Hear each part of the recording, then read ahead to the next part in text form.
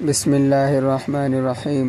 حضرت امام ربانی مجدد الثانی رحمۃ اللہ علیہ نے مکتوبات میں لکھا ہے کہ اس امت میں کئی ایسے افراد گزرے ہیں کہ گناہ لکھنے والے فرشتے کو 20 سال تک کوئی گناہ لکھنے کا موقع ہی نہیں ملا۔ اس کا کیا معنی کہ وہ لوگ فرشتے بن گئے تھے؟ نہیں، بلکہ یہ لوگ انسان ہی تھے، لیکن یہ وہ لوگ تھے جن کی طبیعت شریعت کے مطابق ڈھل گئی تھی۔ اول تو گناہ کا موقع پیش نہیں آتا تھا، اور اگر بالفرض ان سے گناہ سرزد ہو جاتا تو جب تک رو کر اللہ کو منا نہیں لیتے تھے اس وقت تک ان کو چین نہیں آتا تھا۔ چنانچہ نام اعمال میں گناہ لکھا ہی نہیں جاتا تھا، کیونکہ انسان جس وقت گناہ کرتا ہے وہ فوری نہیں لکھا جاتا۔ حدیث مبارکہ میں ہے کہ چند پہر انتظار کیا جاتا ہے۔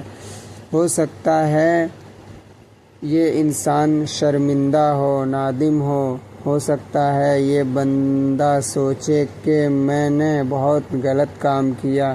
اگر گناہ کرنے پر دل میں افسوس ہو تو اللہ تعالیٰ فرشتوں کو گناہ لکھنے کا موقع ہی نہیں دیتے۔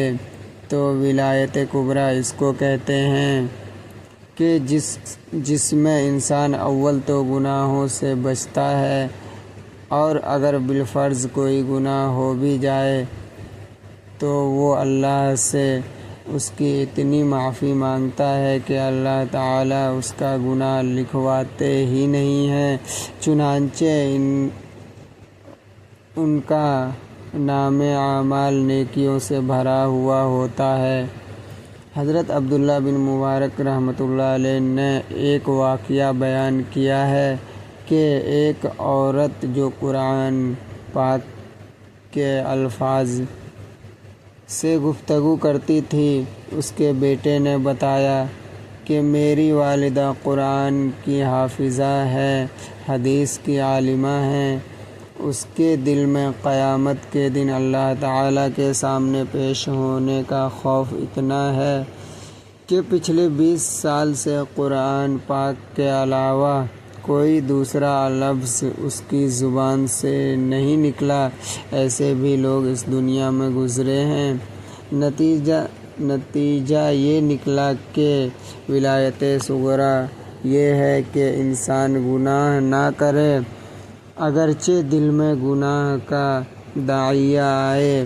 ولایت کبریٰ یہ ہے کہ جس میں انسان کے دل میں گناہ کا داعیہ ہی نہ پیدا ہو اور انسان گناہوں سے بچ جائے۔ چنانچہ جو ولایت کبریٰ کے مقام کے اولیاء ہوتے ہیں وہ معصیت سے خالی زندگی گزارتے ہیں۔